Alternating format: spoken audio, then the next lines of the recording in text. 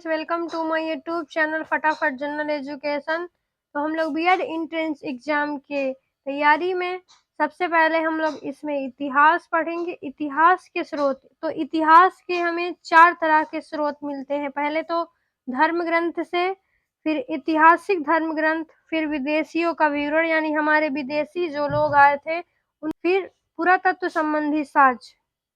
चाणक्य द्वारा रचित अर्थशास्त्र नामक पुस्तक से हमें मौर्यकालीन इतिहास की जानकारी मिलती है। कल्हड़ द्वारा रचित राजतरंगिणी जो ऐतिहासिक घटनाओं पर आधारित है, भारत की प्रथम पुस्तक कहा जाता है।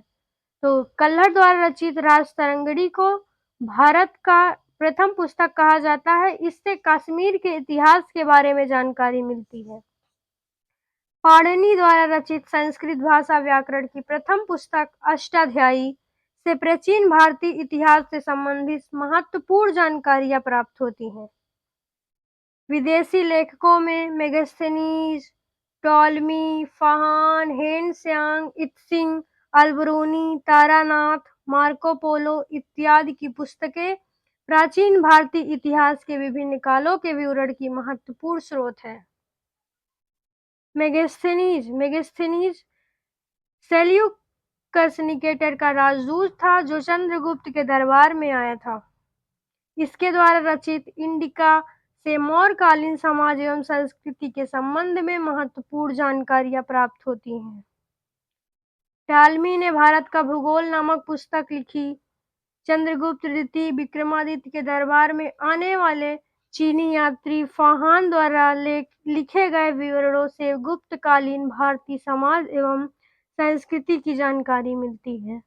हर्षवर्धन के शासनकाल में आने वाले चीनी यात्री हेनत्सांग द्वारा लिखे भ्रमण वृत्तांत CUकी से 6ठी शताब्दी के भारतीय समाज, धर्म एवं राजनीति के बारे में पता चलता है। इत्सिंग नामक चीनी यात्री 7वीं शताब्दी के अंत में भारत आया था। इसने अपने विवरण में नालंदा विश्वविद्यालय, विक्रमशिला विश्वविद्यालय तथा अपने समय में भारत का वर्णन किया। महमूद गजनवी के साथ 2री शताब्दी के प्रारंभ में भारत आने वाले लेखक अलबरूनी ने अपना विवरण तहकीब-ए-हिंद या किताबुल हिंद भारत की खोज नामक पुस्तक में लिखा। इसमें राजपूतकालीन समाज, धर्म, रीति रिवाज, राजनीति आदि पर सुंदर प्रकाश डाला गया।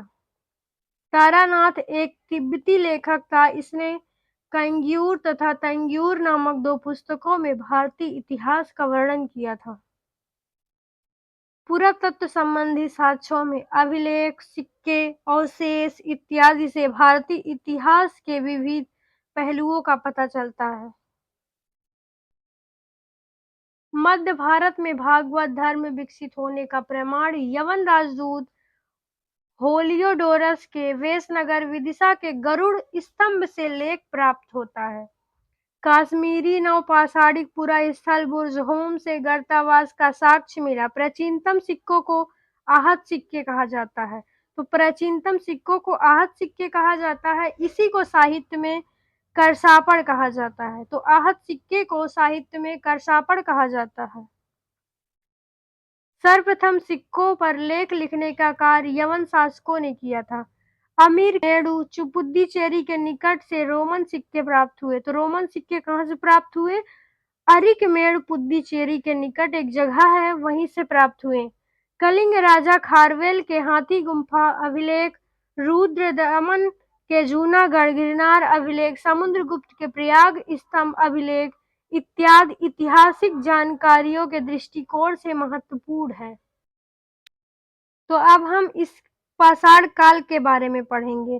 तो पाषाण काल को 3 भागों में बांटा गया है। पूरा पाषाण काल, मध्य पाषाण काल, नवपाषाण काल। पूरा पाषाण काल में जो था, मनुष्य की जो जीविका थी यानी जीने का मुख्य साधन था वो शिकार था, क्योंकि काल में अखेटक तथा खाद्य संग्राहक काल भी कहा जाता है। लगभग 3600 ईसा पूर्व में आधुनिक मानव पहली बार अस्तित्व में आया था। आधुनिक मानव को होमोसेपियन भी कहा जाता है। मानव द्वारा प्रथम पालतू पशु कुत्ता था। तो सबसे इम्पोर्टेंट पॉइंट है, मानव द्वारा प्रथम पालतू पशु जो था कुत्ता था, जिसे मध्य पाषाण काल में पालतू बनाया गया था।